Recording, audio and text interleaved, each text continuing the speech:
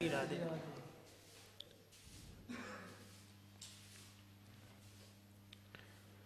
सत्संग क्रम में महापुरुषों की महिमा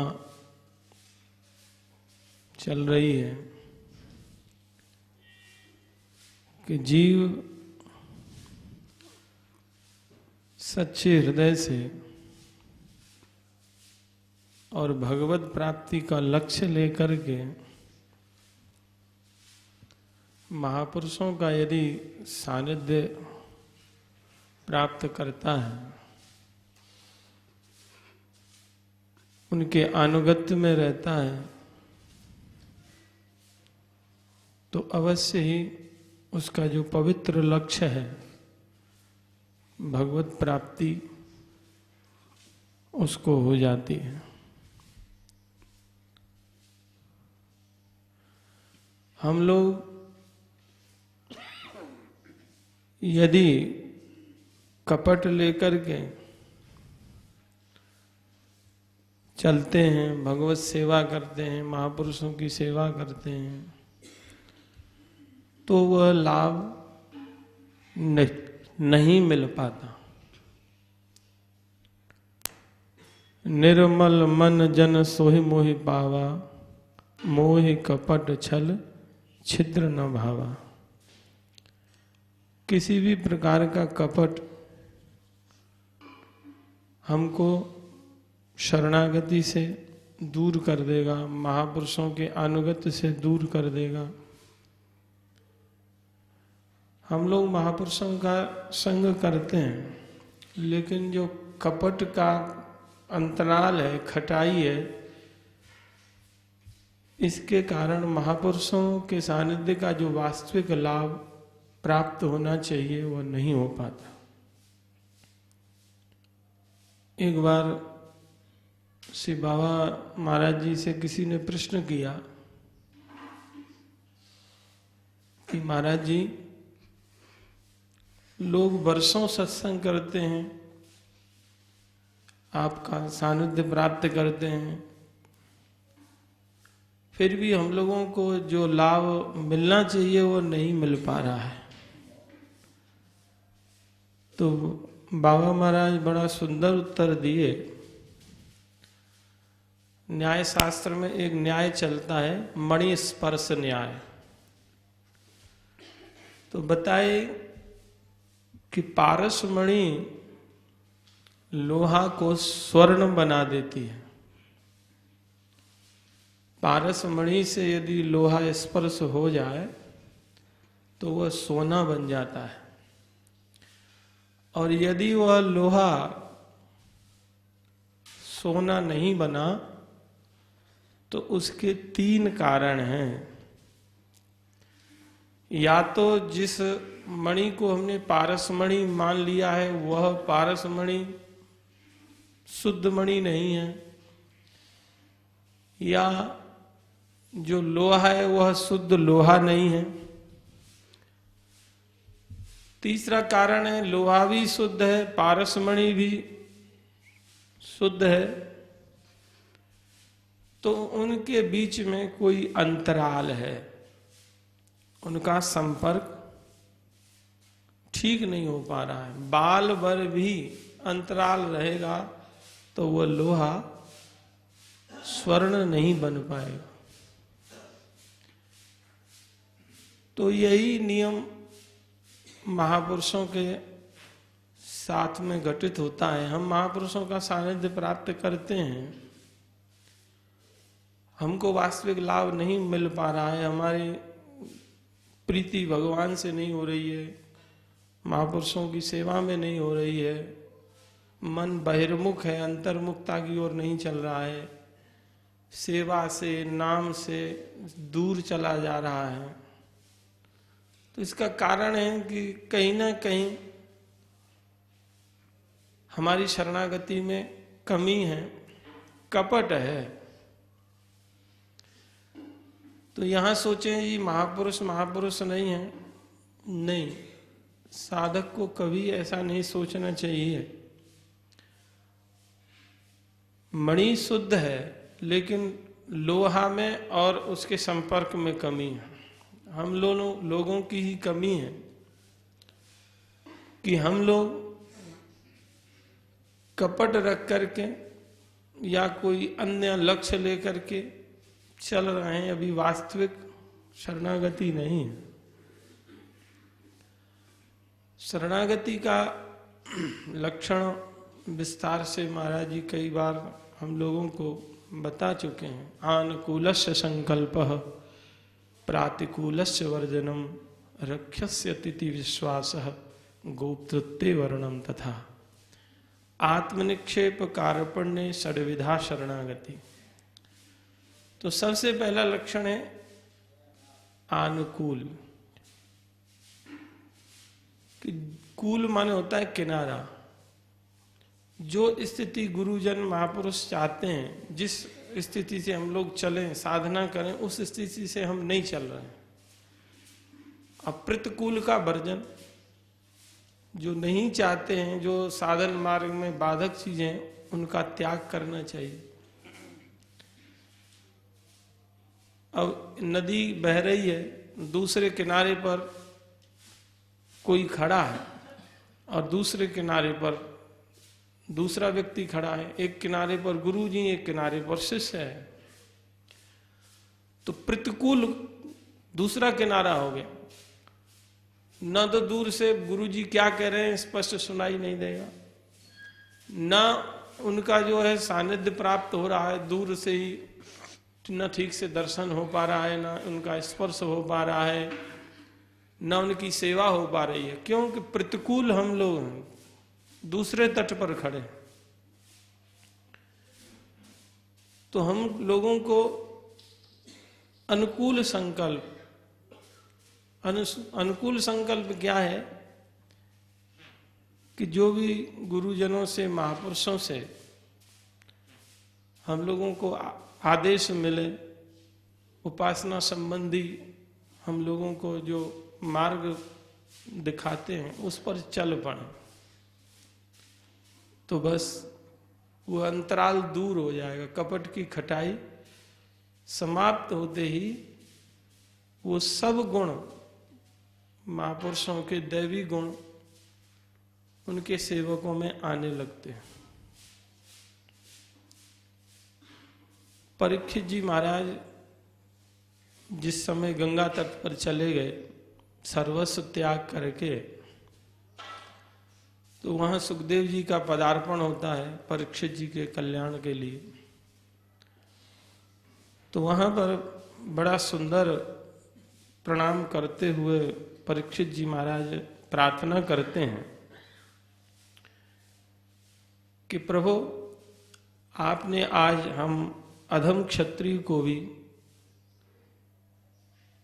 अतिथि रूप में आकर के दर्शन दिया है, हम कृतार्थ हो गए। बड़ा सुंदर श्लोक है। अहो अद्य वयम ब्रह्मन् सत सेव्या क्षत्र बंधव। बंधु शब्द ब्रह्म बंधु, क्षत्र बंधु, ये हे अर्थ में प्रयुक्त होता है। कृपया अतिथि रूपेण भवद विस्तीर्थ का कृता। आपने दर्शन देकर के आज हमको तीर्थ की तरह पवित्र कर दिया है। आप जैसे महापुरुषों का कोई व्यक्ति स्मरण भी कर लेता है, ये शाम संस्मरणात् पुंसाम सद्यः सुद्यन्ति वैग्रह किम पुनर्दर्शन स्पर्श पाद शौच आसनादि। कोई गृहस्थ व्यक्ति महापुरुष का स्मरण मात्र भी कर ले तो महाराज सद्यः सुद्यन्ति। सद्य माने तत्क्षण में, जिस समय स्मरण करता है महापुरुष का, गुरुजनों का, उसी समय वह पवित्र हो जाता है।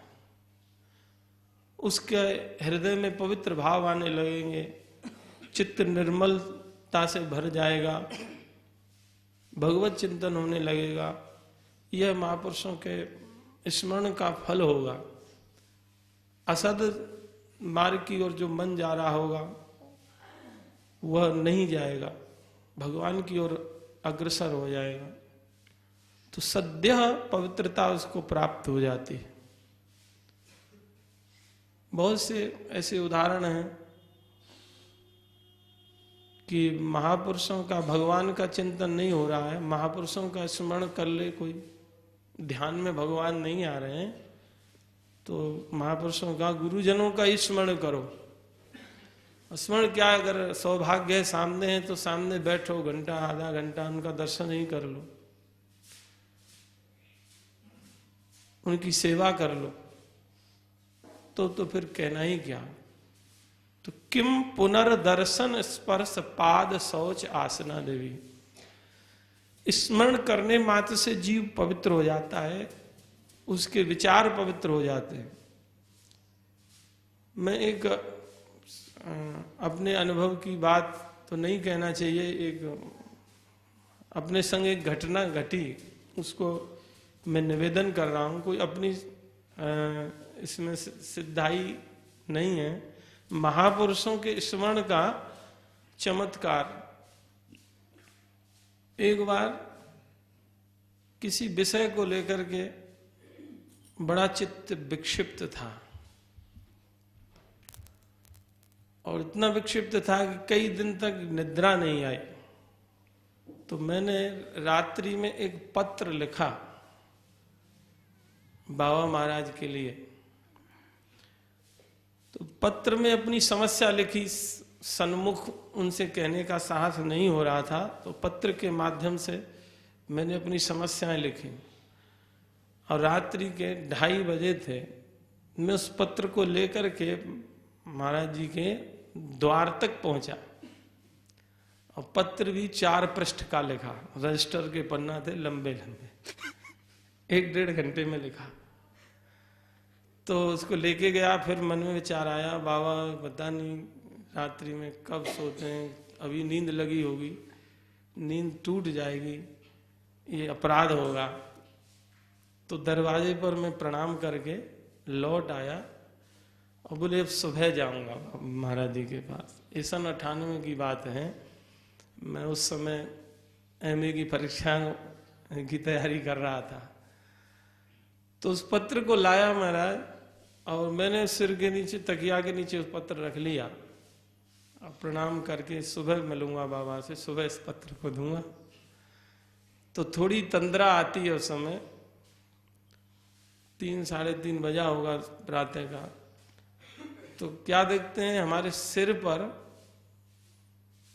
सिर की ओर बाबा खड़े हैं, और जो पत्र में मैंने लिखा था उनका 2 वाक्यों में महाराज जी उत्तर दे दिए।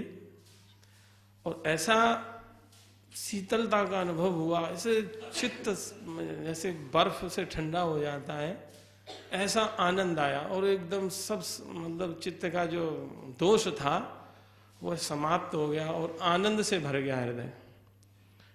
तो स्मरण मात्र किया, समस्या कहा भी नहीं।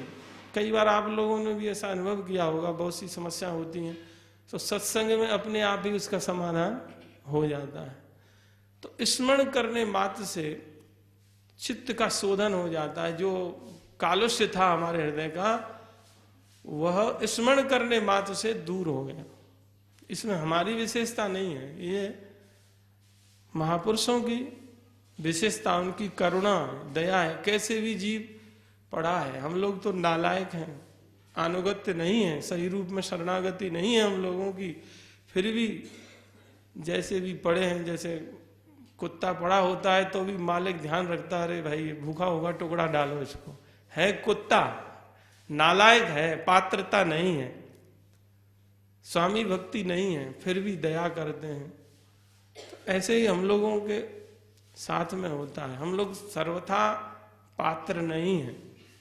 इतनी जितनी कृपा हम लोगों के ऊपर बरस रही है उसके पात्र नहीं है, फिर भी मिल रही है, और फिर भी हम लोग नहीं समझ रहे हैं, नहीं समझ पा रहे हैं, यह हम लोगों की गलती है।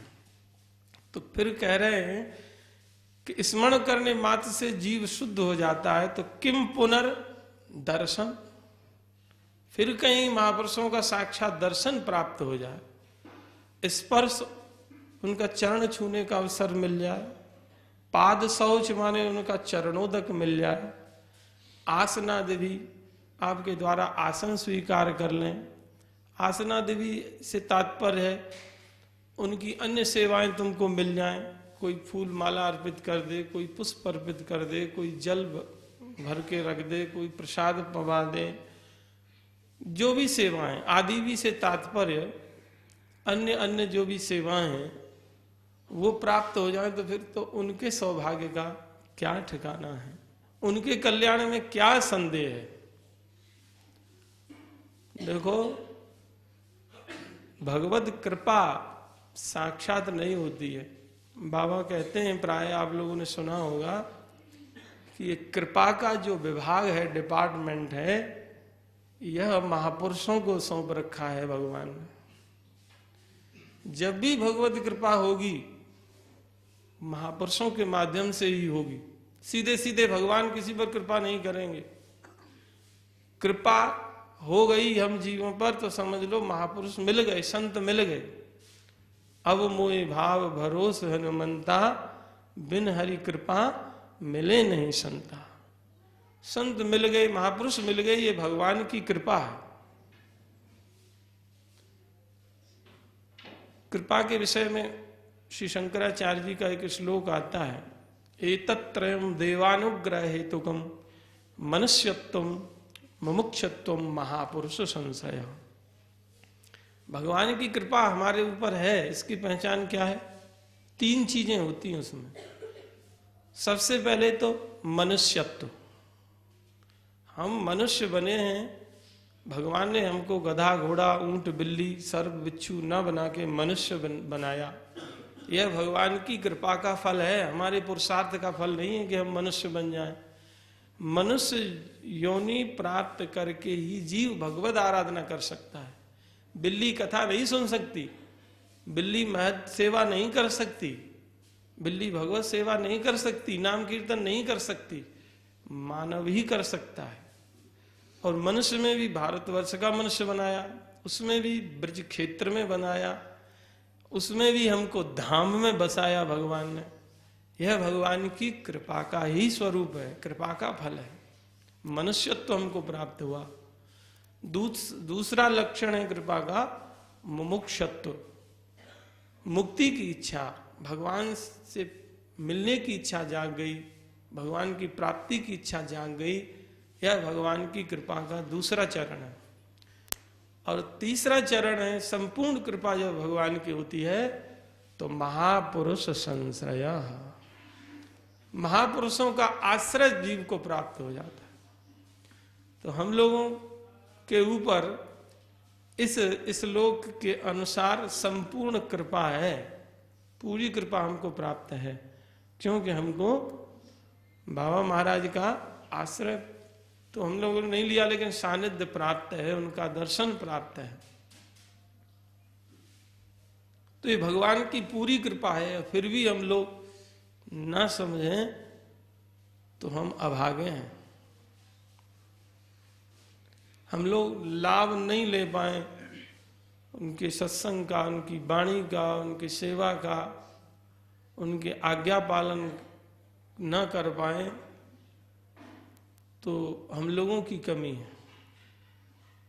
येषां संस्मरणात् सद्यः शुद्ध्यन्ति वैग्रहा, किम पुनर्दर्शन स्पर्श पाद शौच आसना देवी।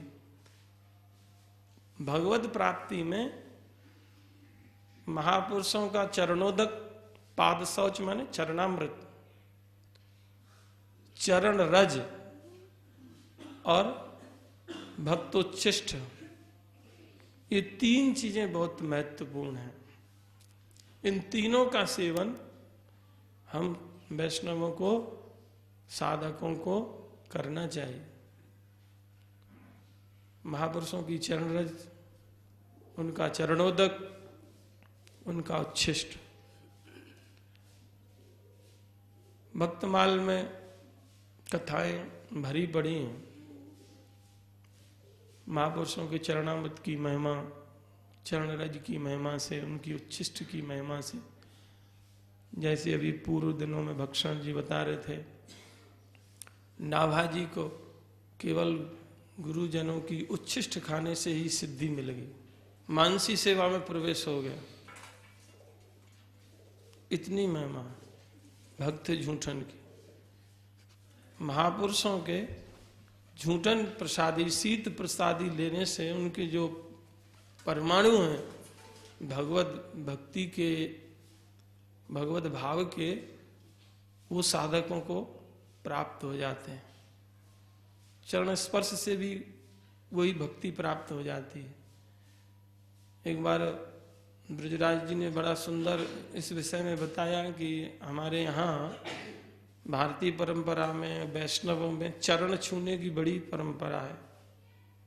तो डिस्कवरी चैनल है, उस पर दिखाए वैज्ञानिकों ने खोज की कि भारतवासी सनातन धर्मी चरण छूते हैं और ऊपर से आशीर्वाद देते हैं हाथ रख करके।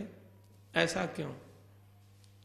तो खोज हुई जर्मन में या अन्य देशों में, तो पता लगा कि सबसे अधिक हाथों की उंगली और पैरों की उंगलियों से वेव्स, तरंगे निकलती हैं। तन मात्राएं जिनको कहते हैं हमारे यहाँ, पंच तन मात्राएं या तरंगें कहते हैं, वो सबसे ज्यादा निःसृत होती हैं मनुष्य के शरीर से, उंगली और पैर की उंगली और हाथ की उंगली से।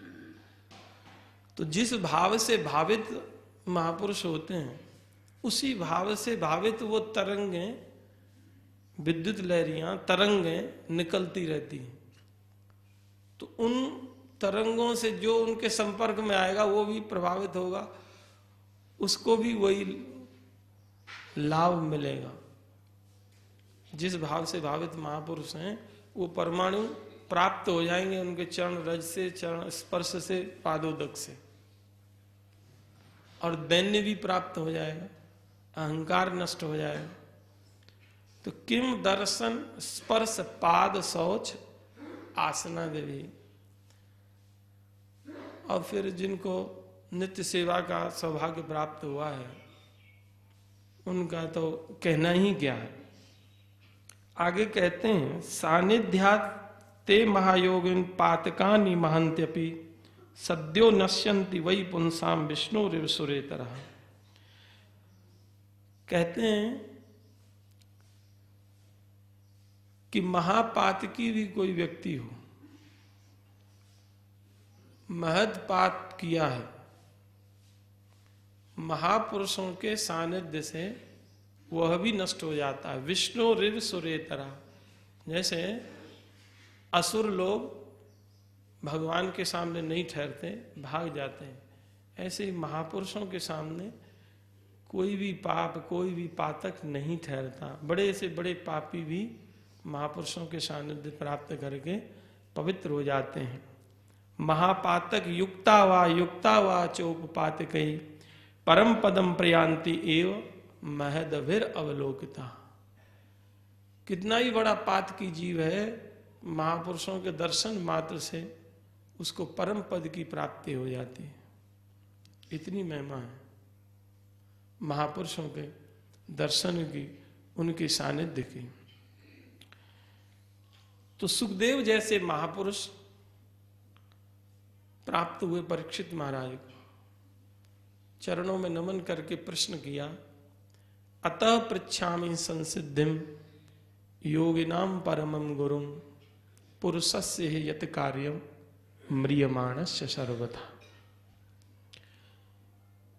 हे योगियों के परम गुरु, मैं आपसे भगवत प्राप्ति के विषय में या साधकों के लिए सिद्धि के विषय में प्रश्न करता हूं कि म्रियमाणस्य सर्वथा, जो पुरुष म्रियमाण है, मरणशील है, मरने वाला है, म्रियमाणस्य सर्वथा, वर्तमाने सानच प्रत्यय का यहां प्रयोग है, मरने ही वाला है, सर्वथा, थाल प्रत्यय प्रकार अर्थ में है, सभी प्रकार से वह मरने वाला है, कोई उपाय नहीं है कि जिस उपाय से वह बच सके। डॉक्टर ने कह दिया है कि अब सेवा कर लो 2-4 दिन, ये बचने वाला नहीं है। तो ऐसे व्यक्ति को क्या करना चाहिए? ये सब हम सब लोगों के कल्याण के लिए प्रश्न किया है। हम सब लोग मरने ही वाले हैं, अमर तो कोई है नहीं। परीक्षित महाराज हम सबके कल्याण के लिए प्रश्न कर रहे हैं कि जो मरने वाला व्यक्ति है उसको क्या करना चाहिए। कोई उपाय नहीं है, किसी उपाय से बच नहीं सकता है। डॉक्टर से कह दिया, डॉक्टर साहब मेरे पूरे जीवन की कमाई, जितना धनार्जन किया है, पेंशन लिया है, ये सब तुम ले लो, मेरा लड़का आ रहा है अभी 10 मिनट में पहुंचने वाला है, मैं बात कर लूंगा उससे। डॉक्टर कहेगा 10 मिनट में नहीं, 10 सेकंड भी नहीं दे सकता। कितना यह कीमती शरीर है, कितना कीमती यह श्वास है, कितना कीमती यह जीवन, कि पूरे जीवन की कमाई दे करके कोई बड़े से बड़ा उद्योगपति भी 1 मिनट भी किसी डॉक्टर से नहीं खरीद सकता, एक श्वास भी नहीं ले सकता।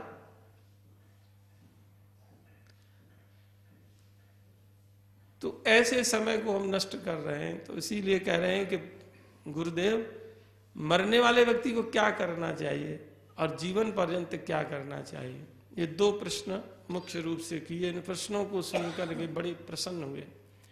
वरीयावेश ते प्रश्न कृतम लोकहितम नृप आत्मवित सम्मतः श्रोतव्यादिषु यह वर। आत्मवित जो मुक्त लोग हैं, तत्ववेत्ता लोग हैं, यहाँ श्रीधर जी ने आत्मविद का भाव दिया मुक्ता नाम संविता। जो मुक्त पुरुष हैं, शुद्ध पुरुष हैं, उनके द्वारा भी अनुमोदित है। ऐसे प्रश्नों की वो भी प्रशंसा करते हैं कि कोई जीव अपने कल्याण के विषय में प्रश्न करे संतों के पास जाकर के। भगवत प्राप्ति के विषय में कोई प्रश्न करे तो प्रसन्न होते हैं महापुरुष लोग। तो यहां हमको यह भी ध्यान रखना चाहिए, महापुरुषों का, गुरुजनों का समय नष्ट न करें। बहुत से लोग हैं अनर्गल प्रश्न ही करने पहुंच जाते हैं। भगवत विषयक प्रश्न करें, प्रभु कैसे मिलेंगे, प्रभु की सेवा कैसे होगी, कैसे प्रसन्न होंगे ठाकुर जी, किसको मिले भगवान, कैसे मिले, किस विधि से मिले, कब मिलेंगे, कहाँ मिलेंगे, ऐसे प्रश्न करना चाहिए। कैसे हमारे अंतःकरण का शोधन हो जिससे भगवान में हमारा मन लगे, ऐसे प्रश्न करने चाहिए।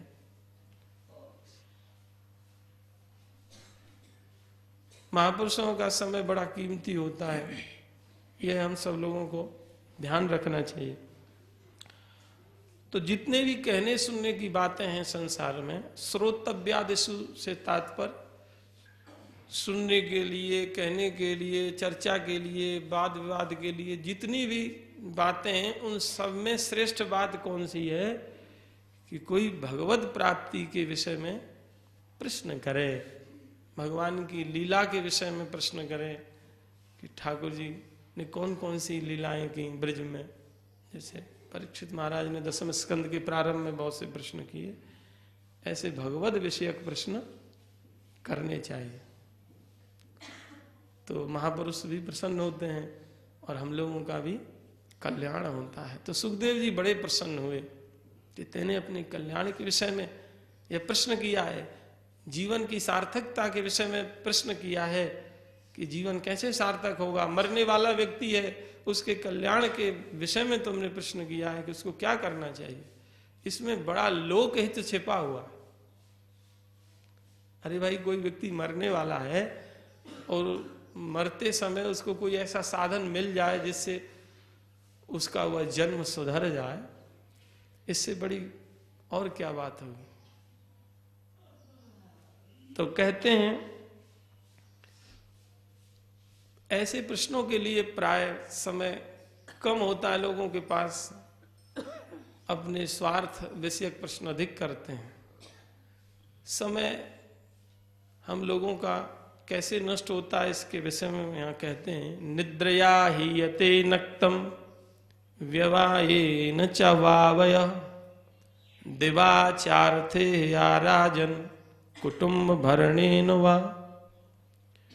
हम लोग समय नष्ट कैसे करते हैं? निद्रया हीयते नक्तम, नक्तम रात्र। हम लोग सोने में तो रात्रि को समाप्त कर देते हैं और विषय आदि में समाप्त करते हैं। दिन को दिवाचार्थे या, दिन कैसे नष्ट होता है? अर्थ की ईहा में, कुटुंब के भरण पोषण में। हम साधक लोग हैं, कुटुंब भरण पोषण की चिंता तो नहीं है, लेकिन व्यर्थालाप तो करते ही हैं। इसमें हम लोगों का समय नष्ट चला जाता है। सोते हम लोग भी हैं, हम लोग सोने में समय नष्ट कर देते हैं। संत लोग कहते हैं, रात गंवाई सोए के, दिवस गंवायो खाए, हीरा जन्म अमूल है, जो कौड़ी बदले जाए। यह मनुष्य शरीर बड़ा कीमती है। कौड़ी बदले जाए का तात्पर्य है व्यर्थ के कामों में ही चला जा रहा है। जो वास्तविक इस शरीर प्राप्ति का प्रयोजन है, मनुष्य जन्म की सार्थकता है, उस कार्य को नहीं कर रहे हैं, तो कौड़ी के भाव ही तो जा रहा है। अनमोल जन्म है, इसका कोई मूल्य नहीं हो सकता। वह हम लोग कैसे नष्ट कर रहे हैं? भगवत चिंतन में नहीं जा रहा है, सेवा में नहीं जा रहा है, वह समय नष्ट ही तो हो रहा है, व्यर्थ में जा रहा है। बेचारा जीव संसार के झगड़ों में फंस जाता है, तो ऐसी स्थिति में क्या करे? बोले भैया, जिसको अपना कल्याण करना है, अभय पद चाहिए। तस्माद भारत सर्वात्मा भगवान ईश्वरो हरि, श्रोतव्यः कीर्तितव्यस्य स्मर्तव्यस्य इच्छिता भयम्। जिस किसी को भी निर्भय पद चाहिए, परम शांति चाहिए, परमानंद चाहिए, भगवत प्रेम चाहिए, बोले उसको क्या करना चाहिए? बोले जो भगवान सर्वात्मा है, सब प्राणियों की आत्मा है भगवान, भगवान है, सर्व ऐश्वर्य संपन्न है,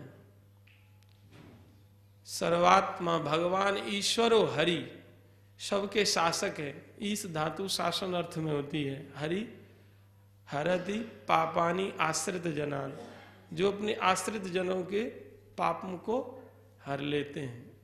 अनेक जन्मार्जित पाप चौरम, चोर तो दुनिया में सब हैं, लेकिन कन्हैया जी कैसे चोर हैं? अनेक जन्मार्जित पाप चौरम, अनेक जन्मों के अर्जित पापों को चुरा लेते हैं, हर लेते हैं, इसलिए उनका नाम हरि है।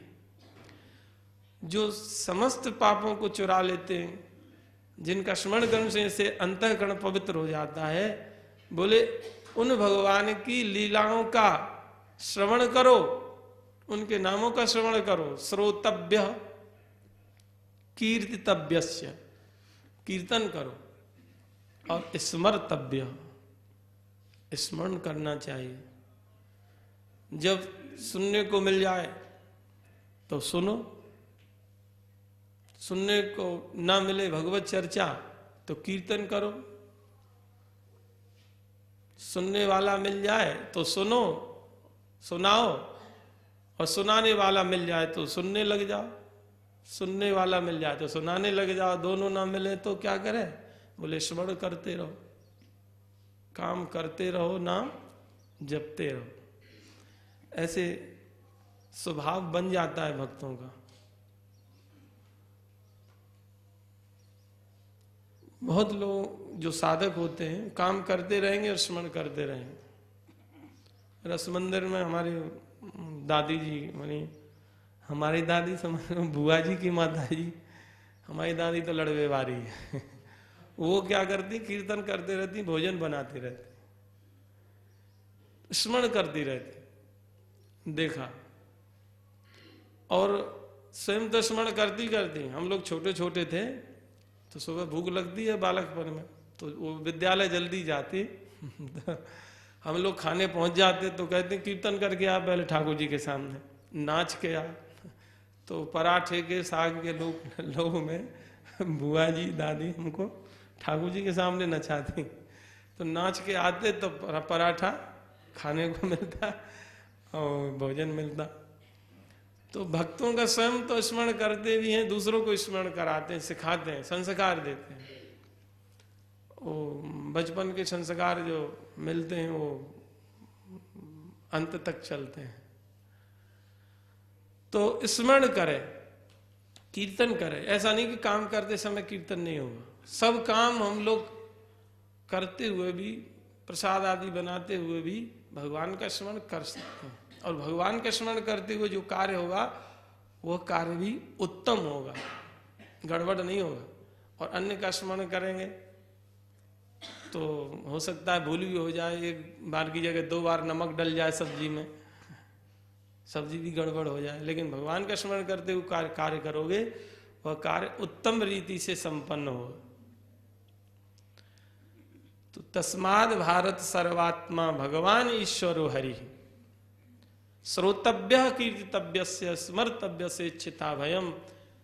भगवान की लीला कथाओं को सुनो, कीर्तन करो, स्मरण करो। ये 3 साधन बताए भगवत प्राप्ति के, और ये तीनों साधन महापुरुषों के सानिध्य से हमको प्राप्त हो जाते हैं। जैसे हम लोग बाबा का यहाँ सत्संग करते हैं तो सुनने को मिल रही है भगवत चर्चा, कीर्तन सुनने को मिल रहा है, कीर्तन करने का अवसर मिल रहा है, स्मरण करने का अवसर मिल रहा है। जो चीज सुनी जाएगी, जिसका बार बार श्रवण किया जाएगा, कीर्तन किया जाएगा, उसका स्मरण भी होगा, यह निश्चित बात है। तो यहाँ सतत साधन चल रहा है। कभी कभी विचार करने बैठते हैं तो शायद ही कहीं भारत में ऐसा स्थान हो जहाँ 24 घंटे भगवतमय वातावरण हो। हम लोग तो बाहर जाते हैं वासनाओं के कारण, लेकिन ऐसा लगता है कब भागें।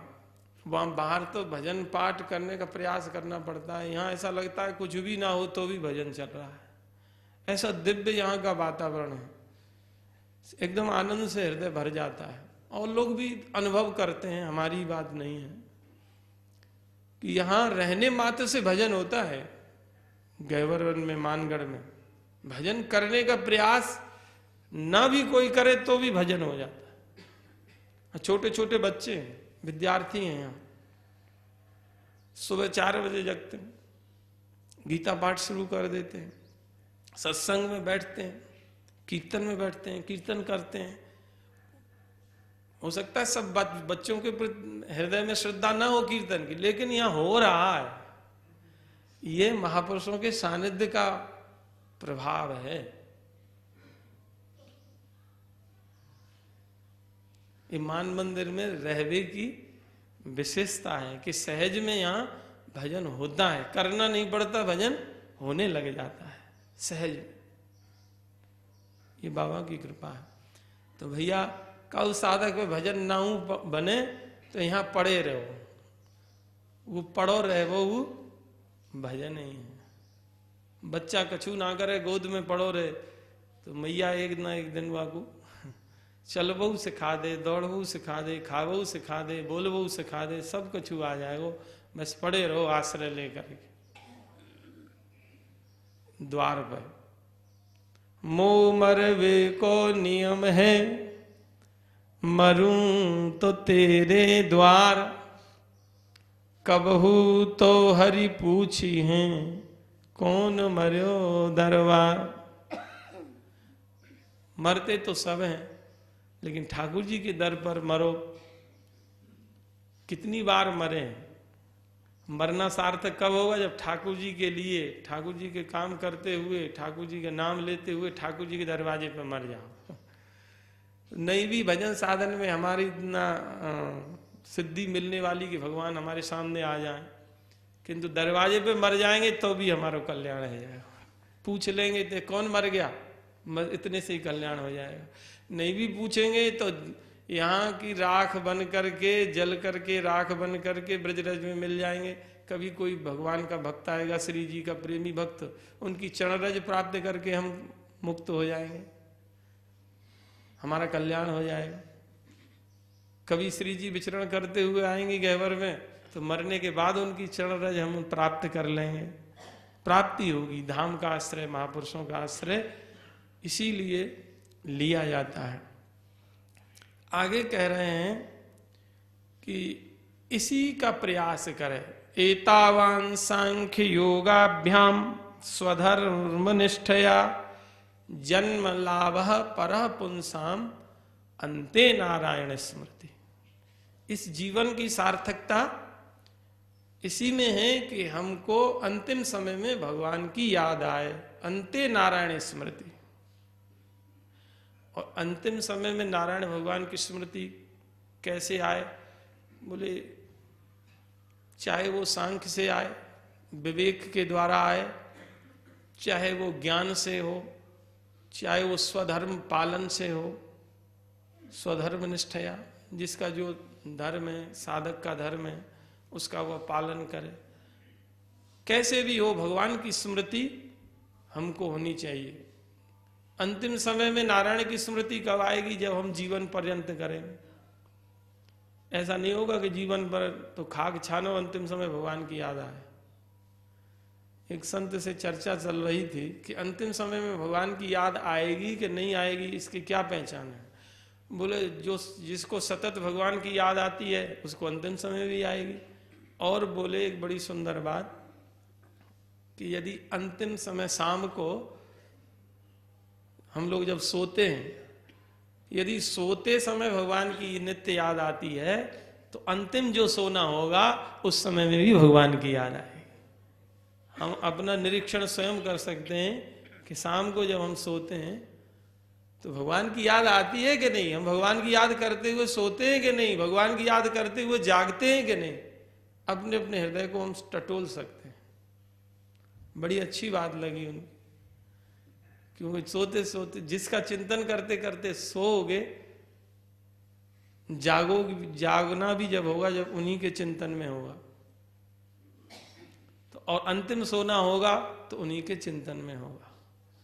बोले महाराज अंतिम समय में तो लोग बहुत आकुल व्याकुल हो जाते हैं, कफ पित्त आदि से उनका कंठ अवरुद्ध हो जाता है, अंतिम समय में कहाँ भगवान की याद कर पाएगा?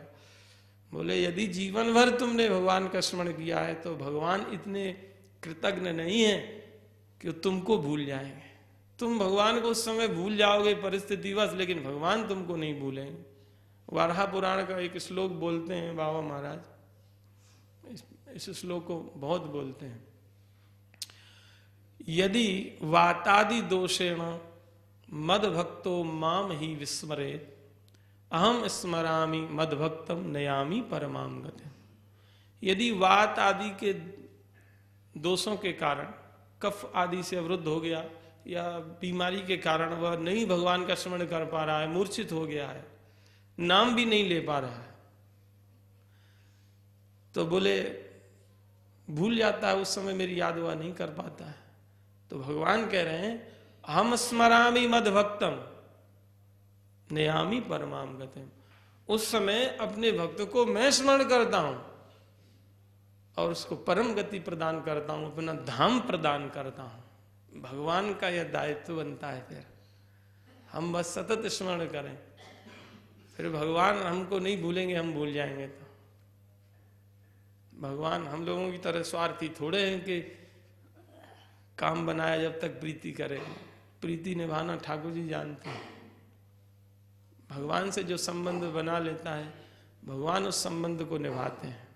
इसीलिए महात्मा लोग कहते हैं, हरि बाबा की चर्चा भी आप लोग सुनते हैं बाबा महाराज से, तो उनके पास एक महात्मा पहुंचा कोई, बोले महाराज कुछ उपदेश करो।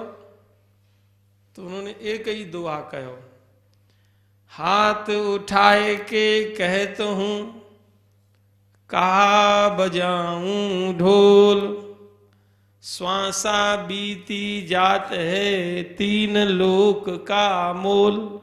भैया कहा ढोल बजाऊं, एक ही बात है, यही है, पकड़ लो कि श्वास जो जा रही है, त्रिलोकी के मूल्य को देकर के, राज्य देकर के भी जो श्वास नहीं मिलने वाली, वह श्वास वैसे ही चली जा रही है।